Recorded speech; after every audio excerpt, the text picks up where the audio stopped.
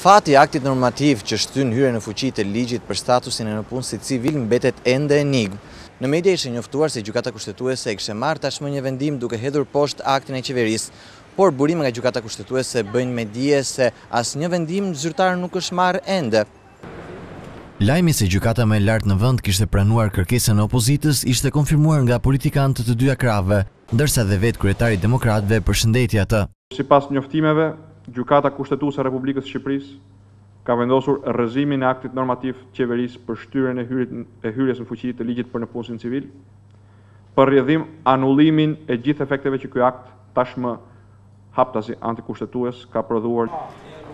Vendimet e Gjykatës Kushtetuese hyjnë në fuqi me publikimin në fletoren zyrtare. Për këtë, zërat që kërkonin zbardhjen së mëparë të vendimit erdhën duke u shtuar dhe përfshin politikanë e jurist. Vonesa e gjykatës u pasi një mënyrë për të kënaqur të dyja palët, opozitën duke pranuar kërkesën e saj për të rrëzuar aktin dhe mazhorancën duke vonuar zbardhjen e vendimit për t'i dhënë asaj më shumë kohë me lëvizjet në administratë.